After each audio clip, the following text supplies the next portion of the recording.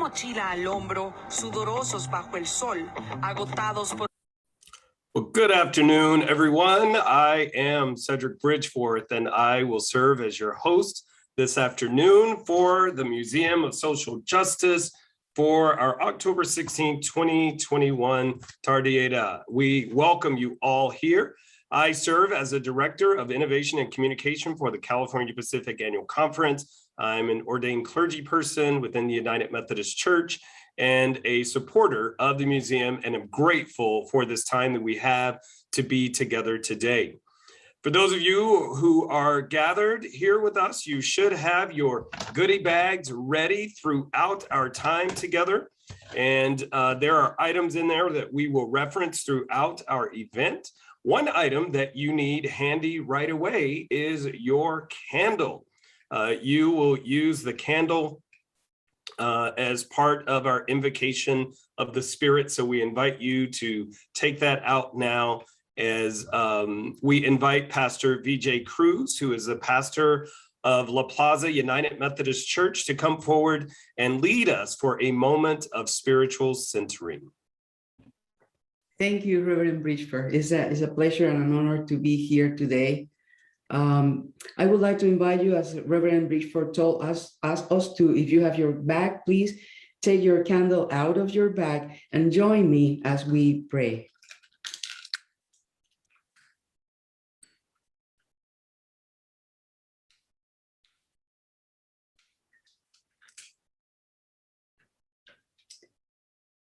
Let us pray today together in the words of the prayer for Interfaith Worker Justice. Let's then this be our prayer. Querido Creador, nuestro viaje por la vida es largo y duro. No podemos hacer este viaje solos y solas. Loving Creator, our journey through life is long and hard. We cannot make this trip alone. Debemos caminar juntos y juntas en el viaje. We must walk together on the journey. Tú prometiste enviarnos un ayudante, tu espíritu. Ayúdanos a ver tu espíritu en aquellas personas que envías a viajar con nosotros y nosotras. You promised to send a helper, your spirit. Help us to see your spirit in those you send to journey with us. En la familia de refugiados, en busca de seguridad frente a la violencia, déjanos ver tu espíritu. In the refugee family, seeking safety from violence, let us see your spirit. En el trabajador o trabajadora migrante, trayendo comida a nuestras mesas, déjanos ver tu espíritu. In the migrant worker, bringing food to our tables, let us see your spirit. En la persona que solicita asilo, que busca justicia para sí misma y su familia, déjanos ver tu espíritu. The asylum seeker seeking justice for himself, herself, and his family or her family, let us see your spirit. En el niño o niña no acompañados, viajando en un mundo peligroso, déjanos ver tu espíritu. In the unaccompanied child, traveling in a dangerous world, let us see your spirit. Enséñanos a reconocer que mientras caminamos juntos con otras personas, tú estás presente. Teach us to recognize that as we walk with each other, you are present. Enséñanos a dar la bienvenida no solo a los extraños o extrañas entre nosotros, sino también a los regalos que traen. La invitación a la conversación, la comunión y la solidaridad. Teach us to welcome not only the strangers in our midst, but the gift they bring as well. The invitation to conversation, communion, and solidarity. Esta es la ayuda que has enviado. No estamos solos. No estamos solas. This is the help you have sent. We are not alone. Estamos juntos en el viaje y por ello te damos las gracias. We are together on the journey, and for this we give you thanks. Amen. Thank you, Pastor VJ, and we invite you to keep your candles burning throughout this event. Now, we had hoped we would be back together in person this year, but we are not. So we again welcome you, and we are grateful that we're able to gather together in this digital space. Now, if we were like back in the old days, if we were over in the Pico house, we would have started with wine and hors d'oeuvres. Well, we don't have those to pass around in trays. But even though we are only together digitally this year, we still want to connect to previous years. So if you'd like, inside your goodie bag, there's some wine. So we invite you to pour yourself a glass of wine. If wine is not your thing, or if you've already had that glass of wine, you can pour yourself a glass of something else to enjoy our time together and show another way of being in solidarity with one another in our event, throughout our event. Now, we do have some small in-person gatherings this year. They're happening. We want to thank our hosts of these gatherings, Ada, Feria, Amelia Castaneda, Joe Rodriguez, Michelle Dragu, and the United Methodist Women of First United Methodist Church of Los Angeles. Yay to each of them hosting watch parties and gatherings in their space. So we celebrate them and all of you who are gathered wherever you are right now. Another way we connect in these digital formats is through the chat box. And we ask all of you, all of our guests, to please participate by commenting in the chat box throughout the event. This is equipment. Treat the chat box like, leaning across the table and making a comment to someone, or sharing with someone across the room. If there's something you hear or see that touches you, or something you want other people to know, we invite you to use the chat box for that opportunity to offer kudos to one of the speakers or the presenters. You'll also see links throughout the event. They're in the chat. There'll be resources and opportunities throughout our time together. So you'll want to keep watch on the chat. And for those of you that are on the museum's email list, you'll know that there's an online auction that is already taking place. And if you didn't know about that, now you do. And you are invited. There's the link right there in the chat. You're invited to go online. Click that little link. You can do that right now while I am speaking. It'll take you to the online auction where there are 2 photos that are part of the current exhibition. The photos are stunningly beautiful and heart-wrenching at the same time. You will not want to miss out on them. So click that link, go there, look at them, decide which one or both of them you want, and go ahead and place a bid. The winning bids will be announced at the end of our event today. We will not keep you in suspense. You don't need to wait. You can go there now and place your bid. And before we close out our time together today, we will let you know who has won those. Okay. So now we want to invite Amelia Castaneda, the museum board chair, to talk about some exciting new initiatives at the Museum for Social Justice. Amelia. Welcome to the Fall 2021 Tardeada. Thank you to everyone for joining us this afternoon. While we would have loved to see you all in person and resume the tradition that is our Fall Tardeada, we are happy that you are able to join us today in this virtual platform. And whether you are in the comfort of your own home or you're attending one of our several watch parties, we hope that you're able to enjoy some good company, good music, hors d'oeuvres, and even a good bottle of wine. In what have been unprecedented times, we were forced to shut down our doors in March of 2020. But we're happy to have officially reopened the museum in May of this year for the outdoor art exhibition, New Black City, a collaboration between the museum and Black Lives Matter LA. Overlapping with the anniversary of the murder of George Floyd, we were pleased to host the Black Lives Matter LA March and Remembrance throughout the duration of the exhibition. And now, with the proper precautions and with everyone's safety in mind, we have reopened indoors and welcome you all to our newest exhibition, Caravanas del Diablo, based on the photographs of documentary photographer Ada Trillo, who captured the journey that Central American migrants took in 2018 and 2020. The events of the past year and a half, from the onset of the pandemic to our national reckoning and subsequent discussions about systemic racism and inequality, we have refocused on what has been a central pillar of the museum's message since its inception, and that is working with young leaders from our partner institutions, Cal State LA, Cal State Northridge, and UCLA. Current and past interns have pitched graphic design ideas, they've contributed to our social media, created online learning modules to connect K-12 students to our exhibits, among other activities. And later in the program, you're going to meet our current LA County Department of Arts and Culture intern, Theresa Corona, who has designed interactive activities for a featured exhibition. So today, I encourage you to give to the museum. I give because I am confident in the impact of our projects on our communities.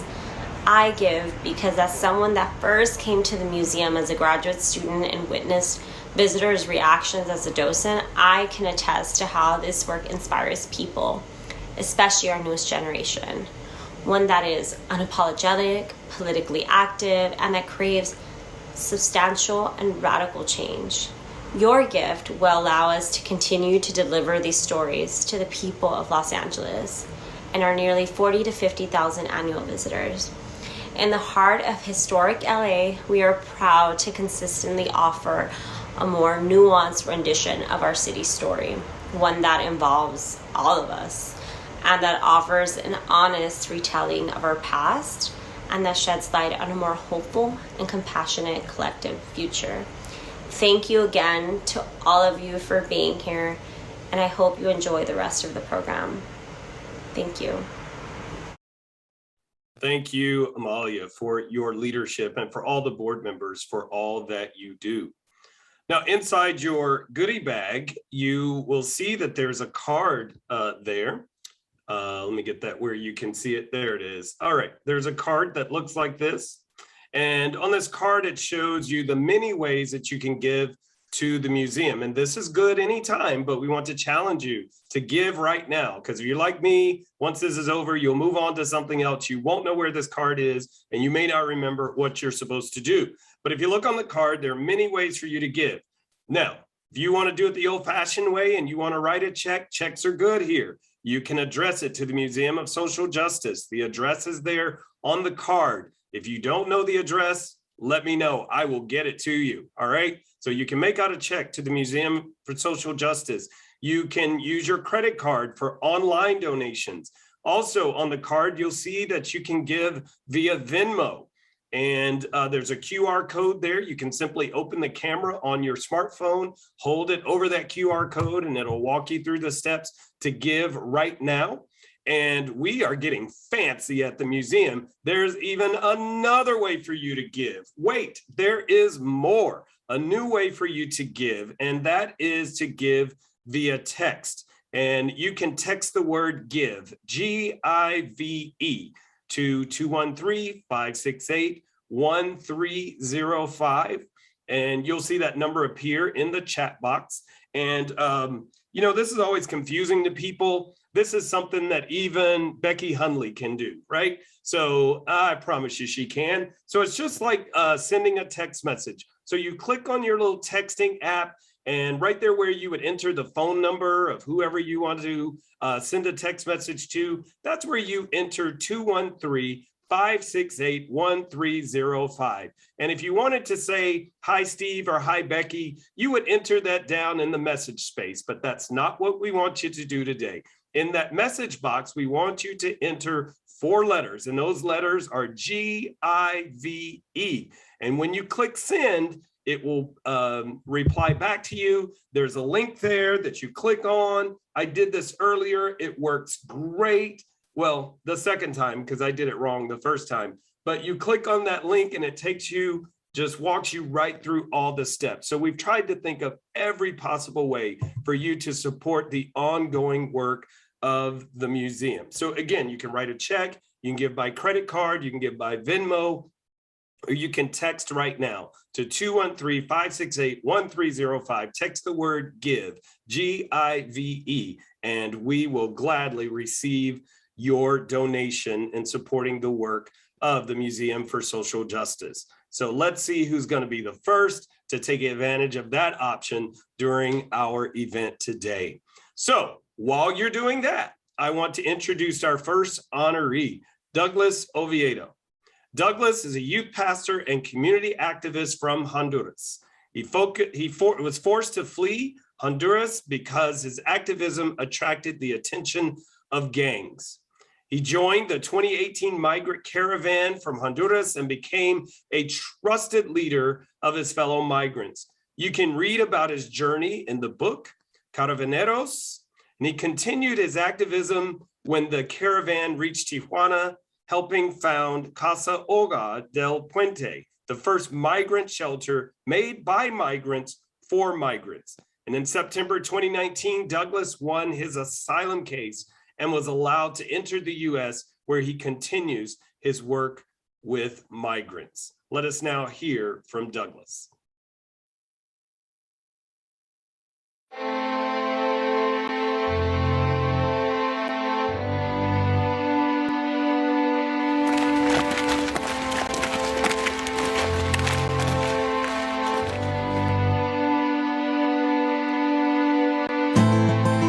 El migrante de la caravana. Después de muchos días de haber abandonado mi patria, haber dejado mi familia y muchos sueños en los cuales no pude cumplir, me doy cuenta que cada día que pasa lucho con mi realidad de llevar a cabo lo que un día me propuse. Nadie sabe lo que vive un inmigrante, ni los que nunca se vinieron, ni el mexicano que es dueño de su tierra, ni el americano que piensa que somos la escoria de Centroamérica.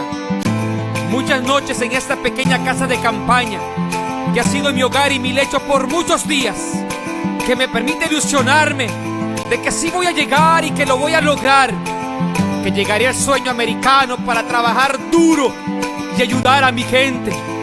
Más que un sueño, es una oportunidad que se me dará, porque confío en mi Dios, que me ha abierto muchas puertas para llegar hasta donde estoy. Pero a la misma vez tengo miedo de regresar a mi país, no solamente porque me vayan a hacer daño o me quieran quitar la vida, sino porque hay muchos hondureños que están deseando el regreso del migrante que se vino en la caravana para así tratarlo de fracasado. ¿Por qué? Porque se alegran de aquel que es deportado. ¿Por qué? Porque se burlan de aquel que salió de su país buscando tan solo una oportunidad para no morir en su miseria. ¿Por qué? Porque esperar en las noticias que hablen de cientos de inmigrantes que han sido devueltos a su país, sin saber que ese de que tú haces escarnio sufrió mucho para llegar a una frontera. Mis huellas quedaron marcadas en el camino. Los recuerdos de mi familia, amigos y cultura de mi país no caben en mi mochila, porque tal vez salí de Honduras, pero Honduras no salió de mí. Cada gota de sudor en mi frente, cada lágrima que sale de mis ojos, cada miedo de ser secuestrado, cada riesgo de ser deportado, cada paso representa sacrificio, y eso no tiene precio.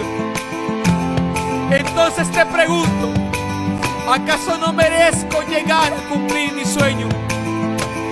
No juzgues al migrante de la caravana cuando es deportado, porque si nunca viviste la travesía del mojado, no puedes hablarlo, ni mucho menos contarlo.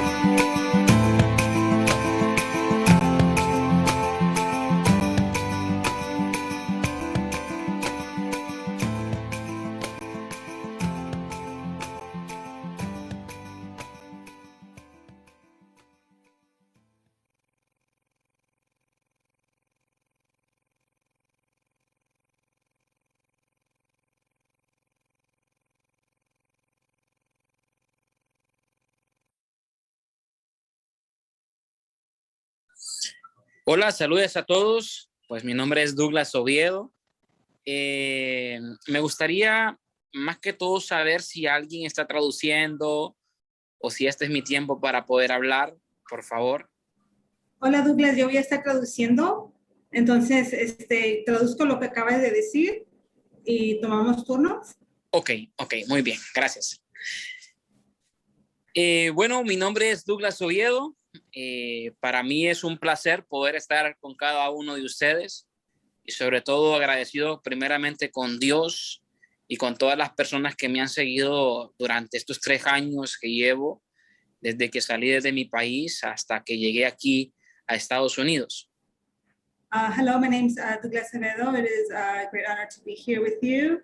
I want to extend my gratitude for everyone who has followed me in the past 3 years. And I'm happy to be here.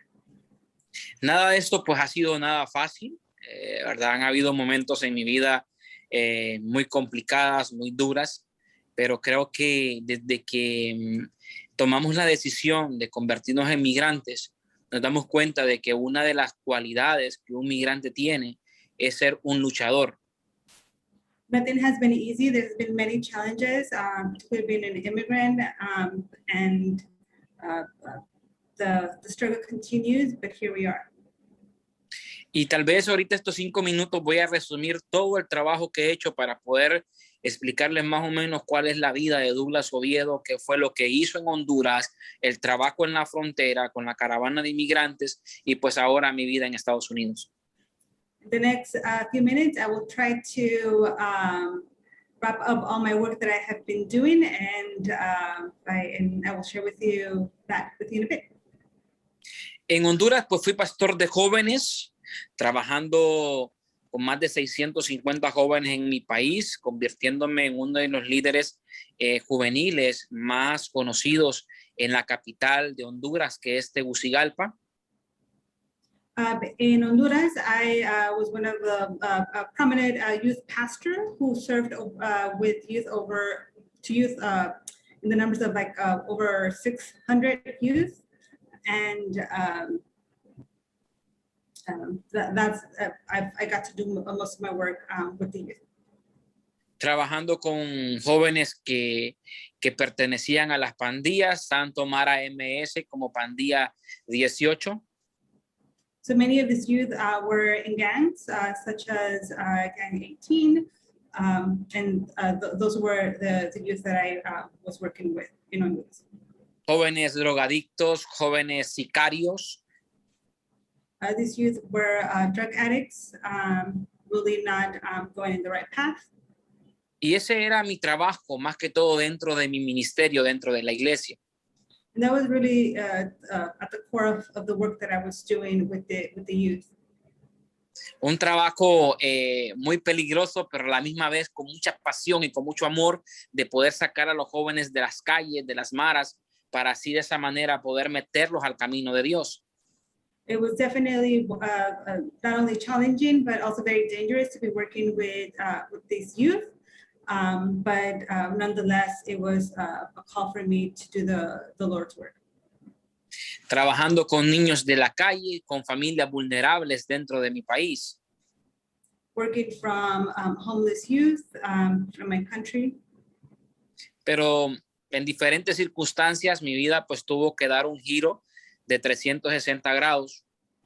But I completely made a turn, a 360-degree change. Ya que debido al trabajo que yo hacía dentro de mi comunidad, pues comencé a recibir algunas amenazas de parte de algunas pandillas y todo, ¿verdad? Por haber ocasionado algunas manifestaciones para poder traer cámaras de seguridad, lo que fue a mi comunidad. Because of the work that I was doing with the youth, as I mentioned, working with youth who were in gangs and selling drugs, my life came into danger. Which is the reason why I could no longer stay in my home country, in the community that I was serving. Y es ahí cuando una fecha como hoy, octubre, que para nosotros es una fecha histórica. It was a similar time around this time in October, which was a very significant time in our community. Ya que ha quedado marcada en los libros de migración como el mes de las caravanas en Honduras. This date has been marked as a very important day, as the date of the caravan. el 12 de octubre del 2018, which is October 12 of 2018, es cuando se arma la primera caravana de inmigrantes. is when the first caravan got started and was created. Y cada vez que hablo de la caravana, 5 minutos para mí no es suficiente. And every time I talk about this caravan, 5 minutes is not enough. Porque hablar de las caravanas implica decirle al pueblo americano qué son las caravanas, pero qué es la gente que lo integra.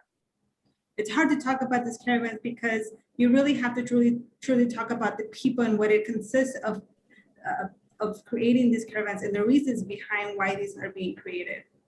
Y en ese momento, cuando se escucha hablar de caravanas en el 2018, and in that time, when we first started hearing about the creations of these caravans in 2018, es cuando toda la gente vulnerable de mi país, that was when all the people from my country became very vulnerable.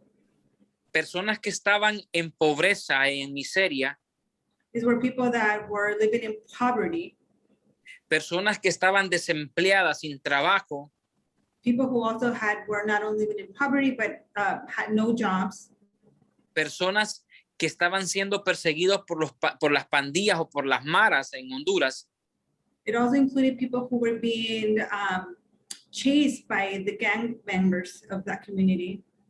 Y sobre todo, un pueblo que está exigiendo sus derechos al gobierno de mi país.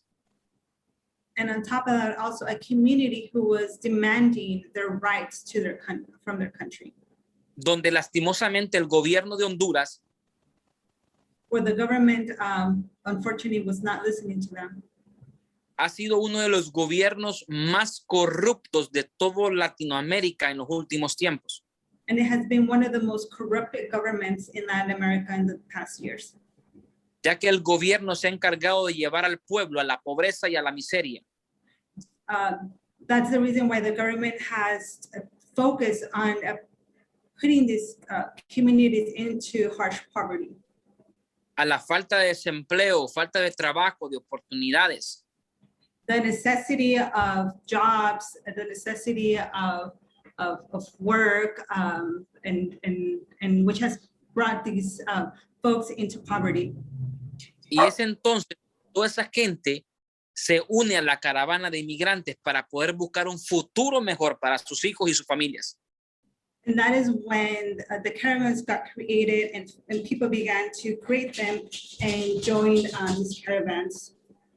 Y es donde yo, al igual que miles, nos unimos a la segunda caravana de inmigrantes. And that is when I and many thousands of others joined the second caravan. Para poder llegar hacia los Estados Unidos. So that we can get to the United States for safety. No era nada fácil. It wasn't anything easy. Porque todo lo que les acabo de comentar, because everything that I had just shared with you, era lo que nos estaba obligando a migrar. It was what it was forcing us to migrate to the United Porque States. nadie quiere salir de su país, nadie quiere dejar su familia. Because no one wants to leave their families, no one wants to leave their country. Pero las condiciones en las que vivíamos eran las que nos obligan a salir del país para buscar algo mejor para nuestra gente. But it was the conditions in which the people were living that forced them to leave. Primer caravana, 12,000 personas. Segunda caravana, 5,000 personas. First caravan, 12,000 people. Second caravan, 15,000 people. Donde la mayoría de personas eran niños y familias y jóvenes, adolescentes no acompañados. And in these caravans, the people there were mainly youth that were fleeing. Y es ahí donde nos enfrentamos a un muro que se llama México primero. And that's when we first hit the first wall called Mexico. México. Queremos cruzar México para poder llegar a Estados Unidos. Nada era fácil. We first had to cross Mexico to get to the United States, but it was not easy at all. Caminar por más de 30 días en un walk lugar, more than 30 days en un país que no es nuestro, in a country that is not ours, durmiendo en el suelo, sleeping on the floors, recibiendo frío, sol, under harsh conditions, cold weather and hot weather. Y ver a miles de niños sufriendo en el camino no era nada fácil. And to see so many kids, so many youth suffer along the way was not easy at all. Pero los migrantes de la caravana But the immigrant of the caravan, preferíamos morir en México que regresar a Honduras. we prefer to die in the caravan than to die in Honduras. Me encantaría contarles muchas cosas. I would love to continue telling you more. Me convertí en uno de los líderes principales de la segunda caravana. I became one of the best leaders of the second caravan, dirigiendo a 5,000 personas hacia la frontera de Tijuana. Directing over 5,000 people towards from Mexico to the United States. Donde cuando llego a Tijuana, dejo de ser el líder para ser un migrante. And when I get to Tijuana, I stop being the leader and I become an immigrant trying to cross the border. Porque también quería mi sueño americano. Because I also wanted my American dream. No tenía ayuda de nadie. I had no help from anyone. Nadie me recibía en Estados Unidos. No one was welcoming me in the United States. No tenía nadie que me pagara un coyote. I had no one to help me smuggle me in. Y solamente me paré en el muro de Tijuana y volteé a ver hacia San Diego. And I stood and looked at the wall and visualized how I was going to get to the other side of the wall. Y dije, voy a correr hasta San Diego. And I said, I'm going to run all the way to San Diego. Y si me agarra migración, And if immigration catches me, me van a regresar para Honduras. they will return me to Honduras. Es ahí donde apareció un joven llamado Jake Lee. And that's when this young man named Jay Lee appeared.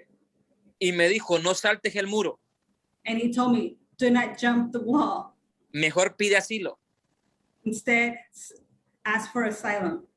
Yo le dije, yo no sé qué es asilo. And I told him, I don't know what that is. Y me dijo, yo te ayudo. And he said, I will help you. Me llevó hacia la garita del Chaparral en Tijuana. And so he took me to this place in Tijuana. Y comenzó a pedirme un número que le daban a uno para poder ingresar a Estados Unidos a pedir asilo. It was one of the offices where then the process began, and he helped me get my number, which was the number of my case so that I can seek for asylum. Me dan mi número, pero tengo que esperar 1 mes y medio para poder ingresar a Estados Unidos. They give me my ticket, my number, but I have to wait a month until I get to know if I get asylum to go to the United States. El 29 de enero On January 29th, es cuando ingreso a pedir asilo. it's when I begin my asylum process. Pero también se aprobó la ley MPP. But then also the bill AB, ¿cuál es? MPP. MPP passed. Y era de regresar a la gente que estaba pidiendo asilo en Estados Unidos hacia la frontera de Tijuana. Which then would return people trying to cross. Y yo fui retornado para México. And so he was returned to Mexico. Y fue ahí donde comenzó mi lucha. And it was then that I began my fight again. Número 1. One, Cambiar la imagen de la migración centroamericana en Tijuana. so my first goal, my first job was to reimagine and change the way how folks saw immigrants from Latin America coming into Mexico to the United States. Comenzar a armar festivales de arte y de música para poder convertirme en un activista migrante. He began to organize art festivals and music festivals to create community and to advocate. Donde escribí mi primer libro que se llama Caravaneros. And this is where I wrote my first book called Caravaneros. Y habla de toda la historia de la caravana. And it speaks about all the history of the caravan. Donde comencé a construir el primer albergue hecho por migrantes para migrantes en Tijuana. Which is where I began to create the first shelter for immigrants in Tijuana. Y sobre todo a luchar por mi asilo en los Estados Unidos. And most importantly, to fight for my asylum to the United States. Todo ese periodo duró 11 meses. All that work was for about 11 months. Donde gracias a Dios, where grateful that God was with me doing this work. pude ganar mi asilo el 16 de septiembre del 2019. Which is on September 16, 2019, I gained my asylum. Donde ahora estoy aquí en los Estados Unidos. Which is why I'm now here in the United States. Entré en el tiempo de la pandemia. I came during the pandemic. Donde no he tenido trabajo. Where I have not had job. Y así ha sido muy complicado pues, poder seguir ayudando a mi gente tanto en Honduras como también en la frontera. So that has complicated the work that I want to continue doing, supporting my community in Honduras and also the community that I built in Tijuana. Y es ahí donde hemos luchado para poder seguir apoyando a nuestra gente. And that is really where we want to continue fighting and supporting those communities. Y nos convertimos en ese puente. And so we become that bridge. Para decirle al migrante que viene en camino que sí se puede. We become that bridge so we can tell the immigrants that are coming that it is possible. Para decirle a nuestra gente en Honduras que estamos aquí para ayudarles. To tell the people of Honduras that we are here to support them and help them. Y queriendo levantar un movimiento migrante que financie la pobreza en mi país. And to start a movement so that the immigrants here can support the communities of Honduras. Porque somos nosotros el cambio. Because we are the change. Muchas gracias por haberme invitado. Thank you so much for inviting me. Para mí es un honor y un placer poder compartir con ustedes. It has been a great honor to be here with you and share my story with you. Y para cualquier ayuda, cualquier evento, estamos a la orden. Bendiciones.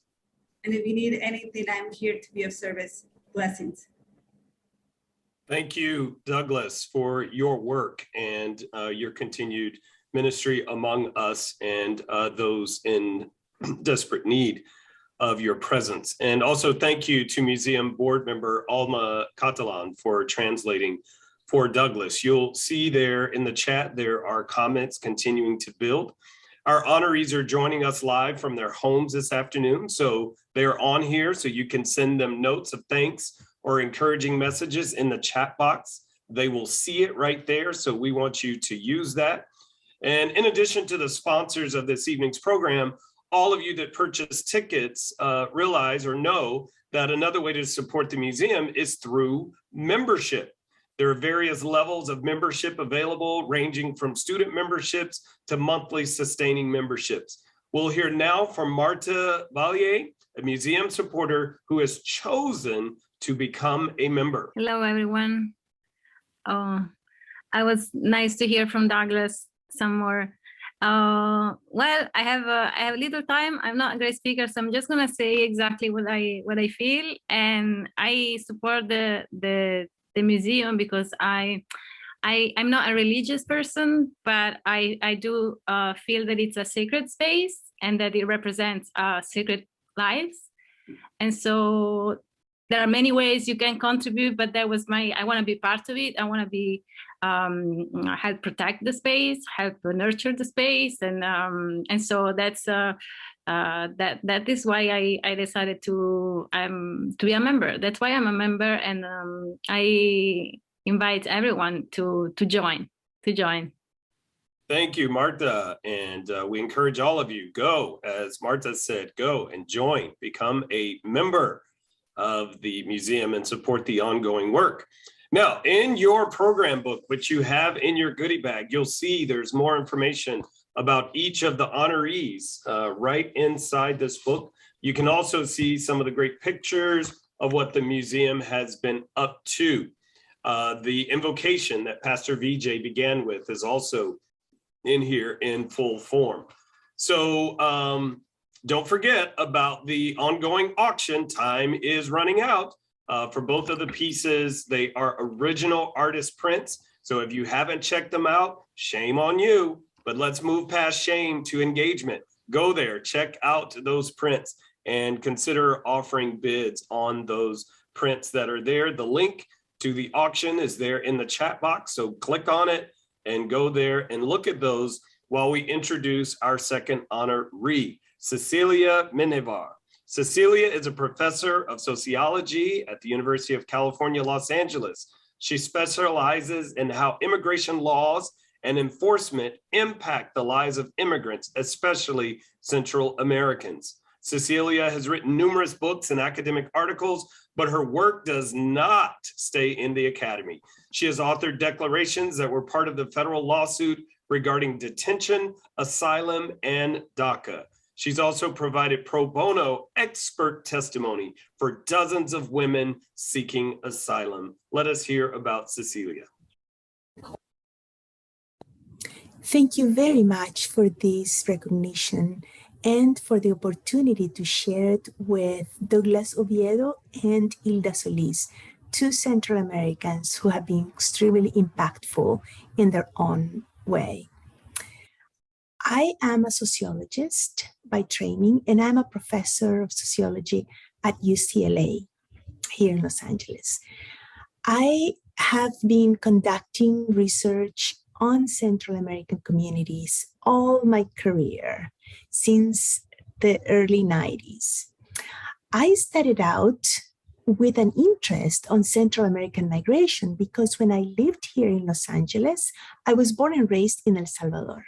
And when I lived here in Los Angeles, when I was going to school here, doing my undergraduate at USC, I started to see Central American migrants coming. The civil wars were raging in the region at that time in the 80s.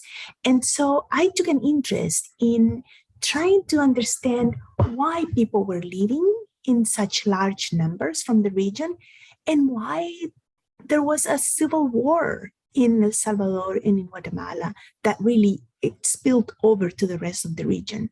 And so these questions led me to focus on the study of Central American migration to the United States, but also the conditions that propelled the migration, the conditions that made people leave their countries.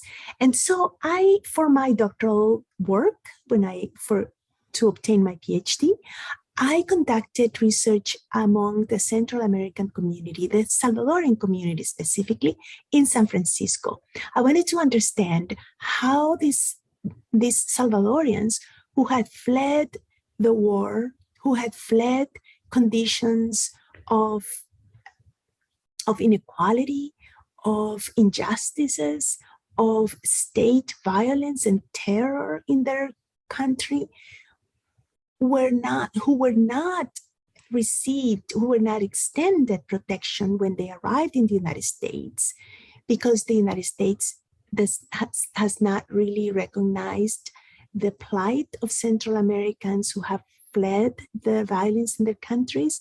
And so I wanted to understand how they were faring, how they were doing, these asylum seekers who were denied protection, but still lived and thrived in the United States. I wanted to understand their lives. And so that was my first project on Central American communities here in the United States. I then focused on doing work among Guatemalan women here in Los Angeles. I wanted to understand how they were accessing their healthcare. How were they accessing healthcare for their families? Because they were also they also were not extended protection. Were left undocumented, and so I wanted to understand how these Central Americans who left very difficult conditions in their countries were doing in the United States, how their lives were doing, how their experiences were shaped by the conditions they left, but also by how the United States government received them,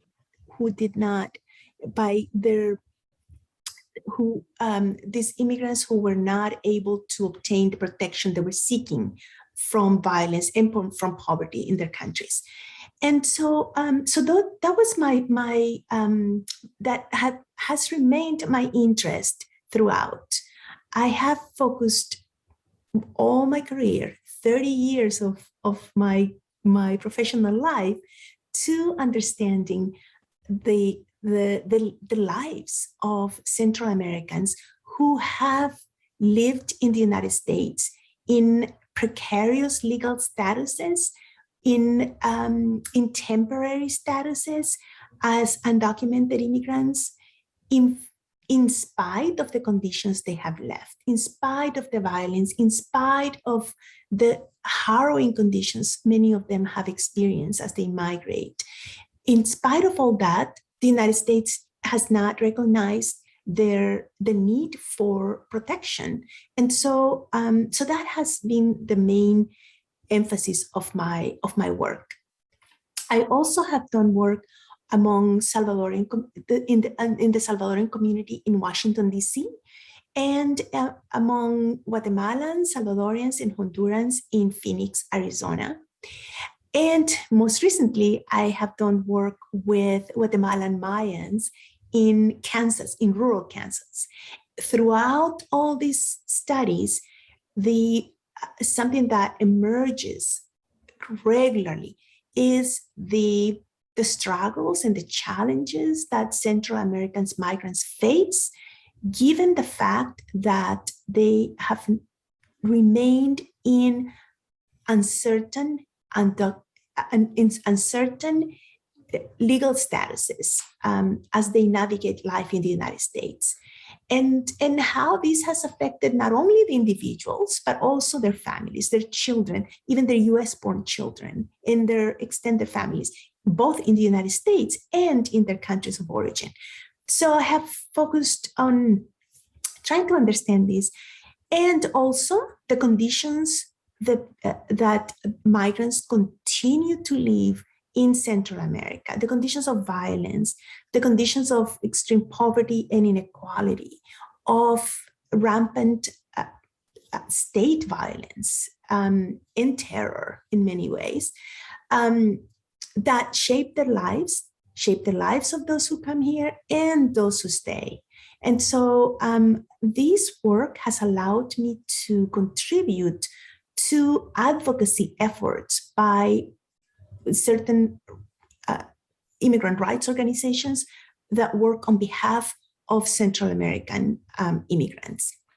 So for instance, I have put my research to work for the National Temporary Protected Status Alliance to support the work that they are doing in trying to secure a permanent solution for the thousands of Salvadorians and Hondurans who live in uncertain legality in the United States and have lived in uncertain legality for over 2 decades, holding temporary protected status. I have been able to do research that helps in their advocacy. I also have been able to, because I study the conditions that people live in Central America, the conditions of violence, of state persecution and violence and inequalities, I also have been able to contribute my research to asylum cases in support of women seeking asylum from gender-based violence in the Central American region. In addition to that, I have contributed my research to efforts to shed light on the inhumane conditions of detention for Central American and other migrants as well. And I have also been able to contribute my research to larger cases, class action cases that have been filed to call attention and to protest inhumane conditions in detention, and as a result of enforcement practices, immigration enforcement practices in the United States. And so my research has allowed me to support the work that organizations, immigrant rights organizations, are doing on behalf of the Salvadoran community. And so I deeply appreciate this recognition for the work that I have been doing all my career. And I hope that future generations of Central Americans will engage in work that helps their communities thrive and their individual family members lead better lives as well. So thank you very, very much for the work that you are doing as well on behalf of all the immigrant communities, and especially the Central American communities who are being celebrated this time at the museum. Thank you so very much. Take care. Thank you so much again for the recognition and for allowing us Central Americans to be part of what the museum is doing and the goals of the museum. This is very, very special.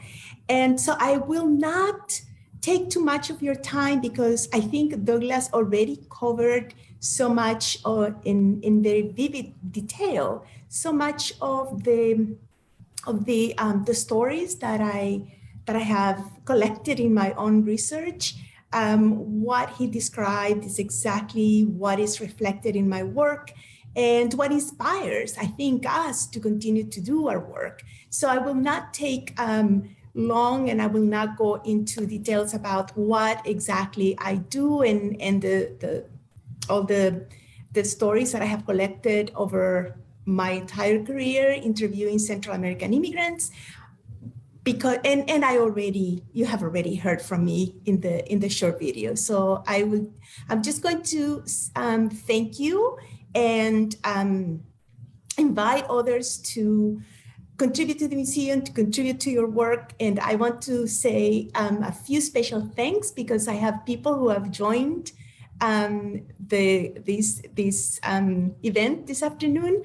My son from Berkeley, we are all in different Zoom windows. So Zoom is allowing us to get together and when we couldn't get together in person. So my son in Berkeley, Alexander, my husband, Victor, my sister and my niece, Sharon and Anna, let's see, my colleagues, former colleagues, Gail Klickman, I think is on the window, Lisa Magana from Arizona.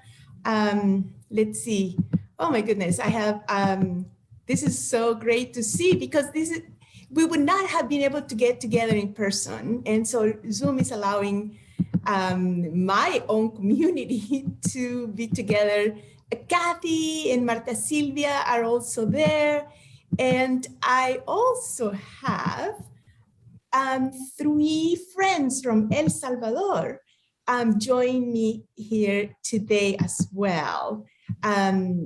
I am going to have to say a few words in Spanish to them. Natalia Montoya, Morena Arce, Mercedes Cuellar. They are my friends from kindergarten. We've been friends all our lives, and they are here joining us on this afternoon for this event. So I just wanted to mention their names because it's very special that they are here too. So thank you so much, and I will continue to support the work of the museum. I will let people know what you're doing, and because what you do aligns very well, very, very strongly with what I do in my own research in academia and outside academia. So I think it's a good, we join forces that way. So I thank you. Gracias por estar aquí, Natalia, Morena y Gloria. And I wish you all success at the museum now that you are reopened. Thank you so much. Yes, and thank you. Thank you for your great work and for the alignment of the work of the museum and the work that you're doing in the academy and in the greater world. So as you look in your goodie bag, you've probably gone through it right now. If you're like me, you dumped it all out just to see what everything was in there. But we have a mask in here, which really works for the times in which we live from La Plaza United Methodist Church. We're grateful to have a mask. We can always have a mask. It's even color coordinated with my shirt, so I like that. We have a bookmark from the museum that you can use as you read Douglas's book. You can have that. There is a postcard here that has 3 recipes from Central America on here. And then another postcard here letting you know about the current exhibit. Speaking of the current exhibit, there's still time for you to bid on the 2 prints that are up for auction. Now, in my bag, I also had some wonderful chocolate, which I think I'm going to have now as we hear from Theresa Corona, who is a recent graduate of Cal State LA and the museum's intern through the Los Angeles County Department of Arts and Culture. She'll talk about the map that is in your goodie bag. Oh, I'm Theresa Corona. I'm the intern here at the Museum of Social Justice. When I first heard that I would be working on an exhibit that covers the Central American caravans, I immediately thought about the way that my own family history parallels with the story of the caravans. Migration is such an incredible and important part of the human condition. And I want to inspire guests to find their own parallels with the caravans, because migration is the reason we're all here today. So for that reason, I created the maps that are in your goodie bags. The map is a great way to visualize and contextualize migration, but also provide a way for us to really reflect on the journey that the caravan took. So with me, I have some postcards that have been filled out by some of our interns. This one is mine. And so it's really just as a way for us to all reflect and fill out these postcards with your own migration story. Oops, sorry.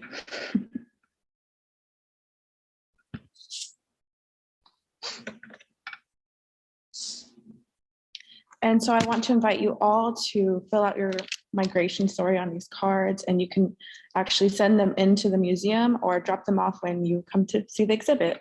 Thank you. Thank you, Theresa, and everybody. Yes, take advantage of that so we can continue to collect and to share these great migration stories. Well, let's check in on this afternoon's fundraising. Let's see, the last total I received was that we have raised $1,850 thus far. So we want to thank all of you who have given, and we thank you for those who are going, uh-oh, I haven't given yet. I know we can do better than $1,850, so let me do my part. And if you don't remember how to do that, you can take out the postcard that's there in your bag, and it highlights the ways that you can give either by check, by credit card, or through Venmo. And remember, we also have the text giving option that's available as well. Let's see how much we can do. You'll see kudos in the chat for those who are really enjoying and aligning their lives with the work and the mission of the museum. And so I want to encourage you to continue to share your great stories and testimonies there in the chat box as we introduce our third honoree, Hilda Solis. Hilda Solis is chair of the Los Angeles County Board of Supervisors, representing the residents of the 1st District. She's a daughter of working class immigrant parents from Nicaragua and Mexico that taught her the value of hard work and to give back to her community. She was raised in La Puente, California. Supervisor Solis was the first in her family to attend college. Since both of her parents were members of their unions, Supervisor Solis became an early advocate for workers' rights, better wages, and workplace safety, eventually becoming the United States Secretary of Labor for President Barack Obama.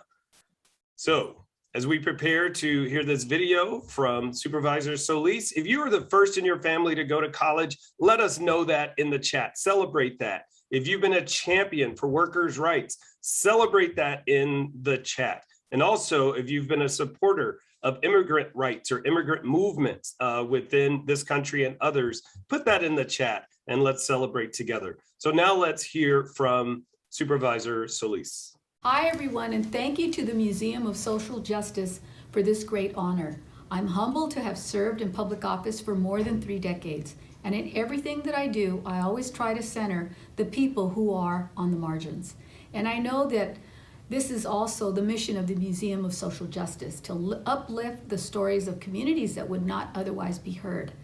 I've worked hard on these issues regarding immigration throughout my entire career. As a daughter of immigrant parents, I know the impact that policymakers in the United States have on Central American countries.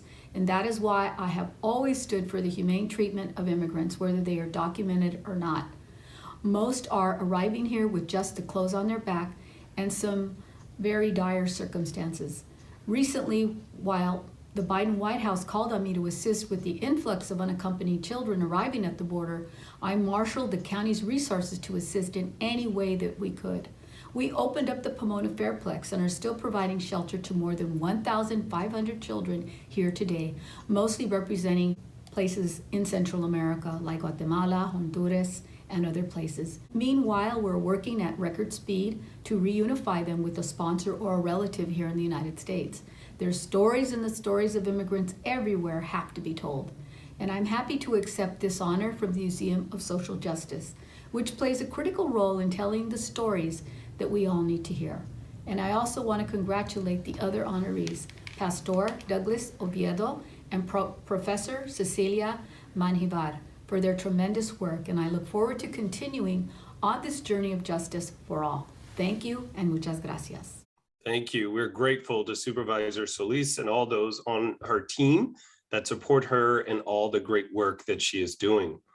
Now, before we show you a preview of the museum's newest exhibition, we want to acknowledge the many people that made this afternoon possible. But before we bring on the museum's executive director, I want you to pay attention to the chat.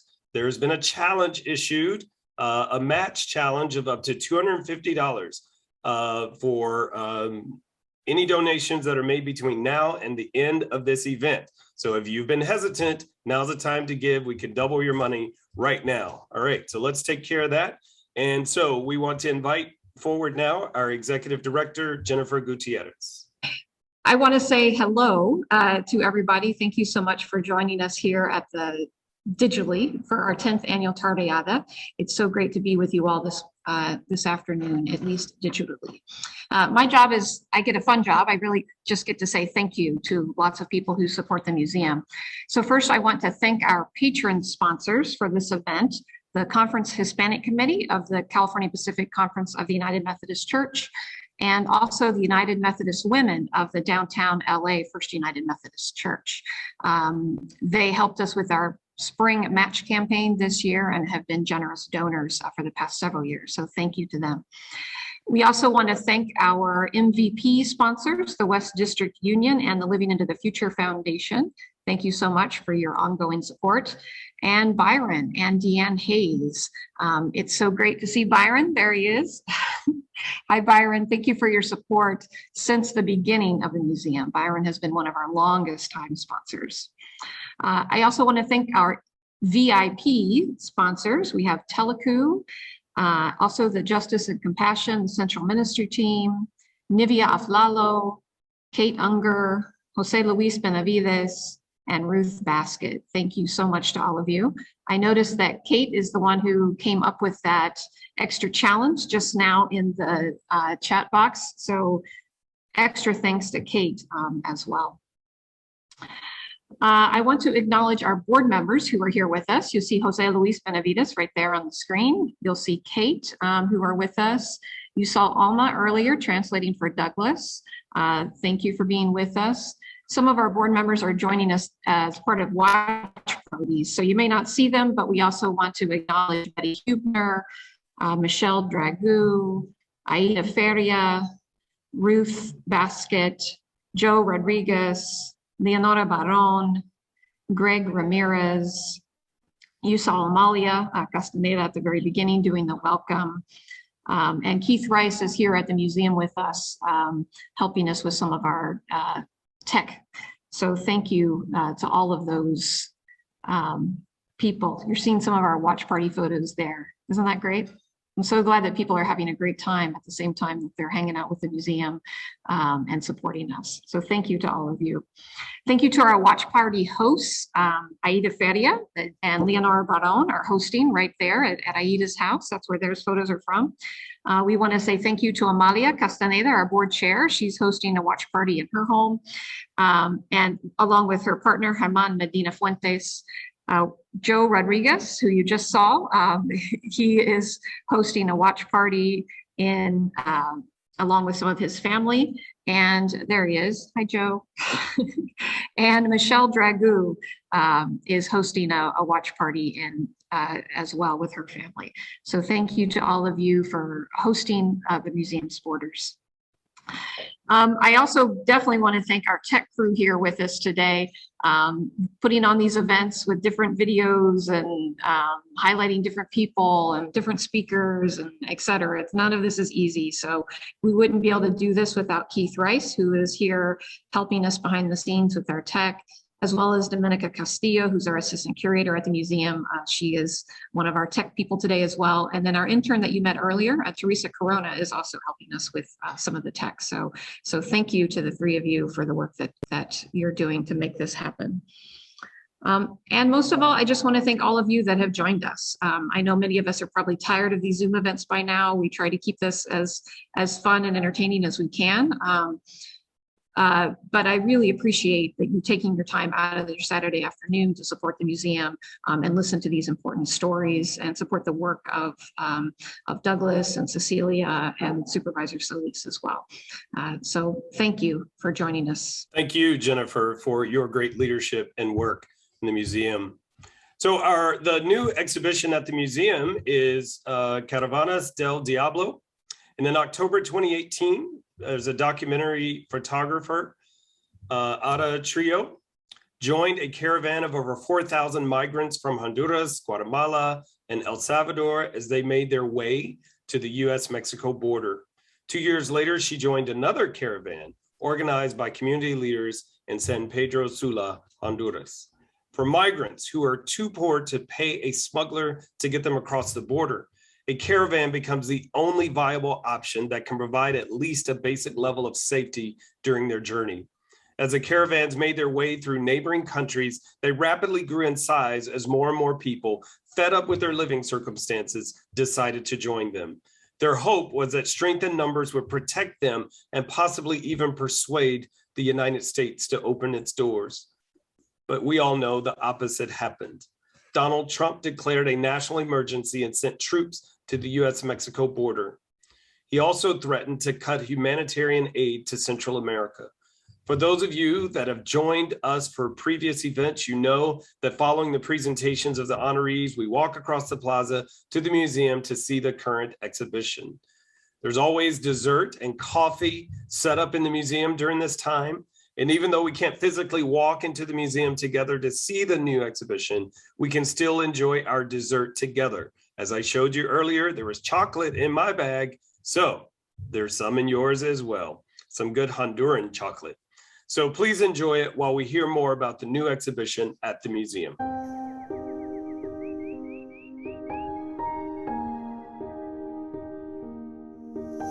Art helps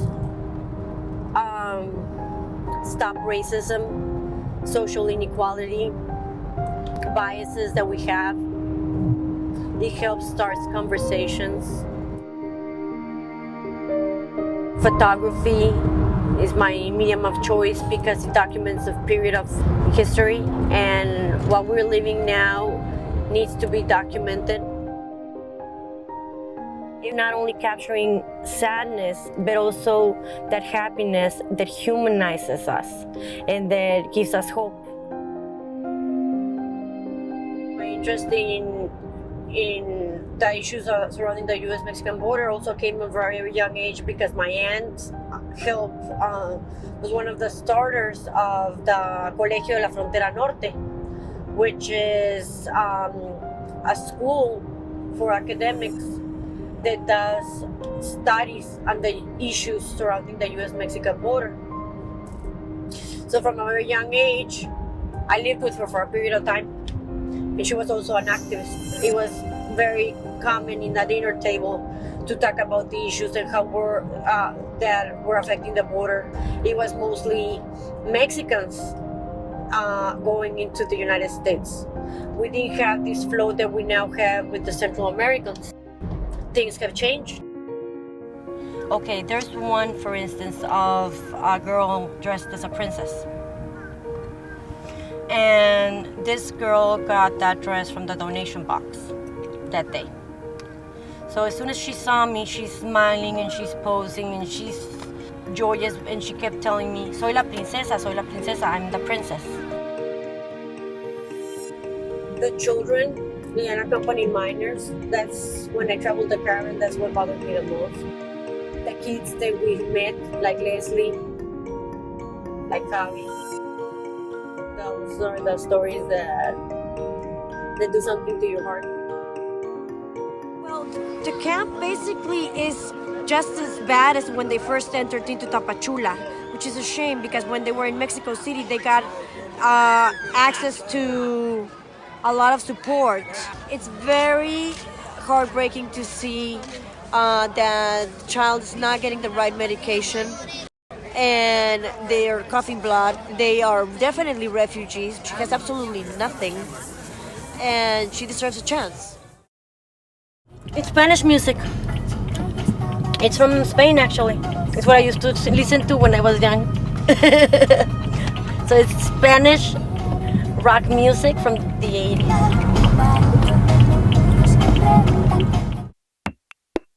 Well, you know what? I have 2 kids. It's very challenging. Sometimes I'll get a grant or the sale of work. I met up with them in the border of Mexico and Guatemala on October 20th, and I traveled with them for most of their trajectory in Mexico until reaching Tijuana. I started the journey when they first entered Mexico through the Suchate River, and then I followed them to Tapachula and to Huixla, and then again in Guadalajara, Ixtepec, Sonora, Sinaloa, and then here.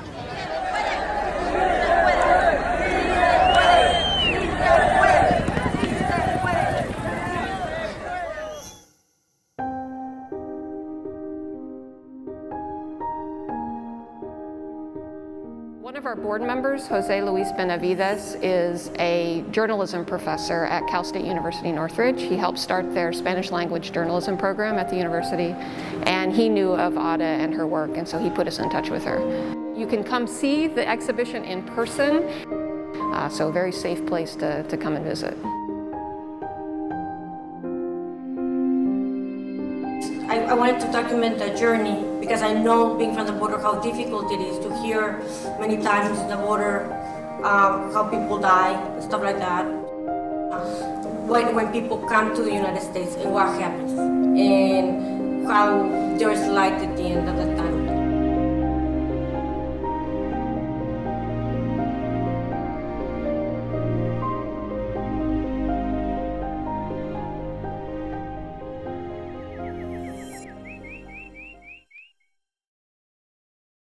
Thank you for joining us. And thank you, Jose Luis, for making this connection. I'm so happy that I was invited here, and thank you, Jennifer Gutierrez, for having me as well in the Museum of Social Justice. For me, it's very important to bring awareness to this injustice, and I feel I can't write because I have learning disability. I have dyslexia, so I can definitely take a very good picture, and that's my language to try to communicate what's going on. I use visuals, and people learning different matters. And I think art is a way of bringing people from different communities together. Thank you so much for having joined us. Thank you. Amazing work. And we're grateful to have this exhibit and to be able to share. So let me share our fundraising totals. Well, first off, let me hold off on the fundraising total because I'm told that we're $35 away from making Kate's match. So I'll hold off for somebody to give those $35 so that we can make sure we also get that additional $250 that Kate offered as a challenge earlier. But we do. All right. Larry Ray High Jr. says he will give the 35. All right. So he's right here in the room with me. And so he's going to give that 35. So that's great. So to do that, Larry, you can use this card right here. It has all the ways of giving right here on it. You can do Venmo, you can give by credit card, or you can send in a check. Larry can do that, and so can each of you. There's also the text option for you to give as well. So we want to take care of that. So we will get our new total, but let's, while we get our new giving total, our auction winners are Jose Luis Benavides, who won the Crossing the Suechete River. Yay, Jose Luis won that one. That's amazing. And then Alma Catalan won Almost There. So we're grateful for all of you who participated in the auction, and we celebrate our winners for those prints today. And thank you to our wonderful and amazing artists for providing this work for us to be able to share in this way. So as we come to the close of our time together, we want to thank all of you for attending, and we want to encourage all of you to continue giving following this event. Take this giving card, put it on your refrigerator, put it in your purse, in your wallet, tape it to your forehead, do whatever you need to do to remember to give to the Museum of Social Justice. And just as we open with a moment of spiritual centering, we will close with a spiritual call to action for a more just world. And we invite back honoree Douglas Oviedo, who will perform 2 songs to inspire us as we close out our time together. Hello, everybody. I'm not Douglas Oviedo, unfortunately. He just let me know that he had to log off. He's very busy. He didn't mention it during his the time that he was talking, but Douglas, in addition to all the work that he talked about when he was in Tijuana, waiting for his asylum case to be won, he also built a shelter along with some of his other fellow migrants from Honduras. One of the first shelters that was built by migrants for migrants. And so he's a busy guy working to fundraise and keep that shelter going from his new home in Texas. So we will miss his closing song. I'm not going to sing for you because I'm not good at that. But I do want to thank you all again for joining us. And I hope you kept your candles going while, like Cedrick said. Thank you again. All right, a final thank you to Jennifer Gutierrez, to the museum board, for all of our honorees, for all of you who donated, those of you who participated in our event today. We are so grateful. May we continue to give our absolute best for all of those who benefit from the work that we do. Thank you all, and be well. Mochila al hombro, sudorosos bajo el sol, agotados por un clima con calor inclemente, y después de caminar cientos de kilómetros, más de 4,000 hondureños huyendo, según cifras de CIPRODE, ingresaron ayer a Guatemala para escapar del régimen de Juan Hernández, que exhibe nuevamente al mundo su incapacidad como gobernante y su desidia entreguista. Los altos índices de criminalidad, violencia, pobreza, miseria y falta de oportunidades obligaron a familias completas a huir del país que los vio nacer, cantando el himno nacional, rezando y gritando si se puede. Mañana me voy por la mañana en caravana, pues a mí ya no me queda nada en caravana. Aquí va tu tía y tu hermana en caravana. Voy con don Pedro y doña Juana en caravana porque no tenemos lana. En caravana busco el sueño del mañana. En caravana porque a mí me dio la gana. Ya me voy pero me voy en caravana, oh no. Pues el pueblo está cansado de tanta corrupción. Se van de este país porque ya no hay solución. Rompiendo la frontera buscan otra nación. Porque aquí ya no hay trabajo, ya no hay libre expresión.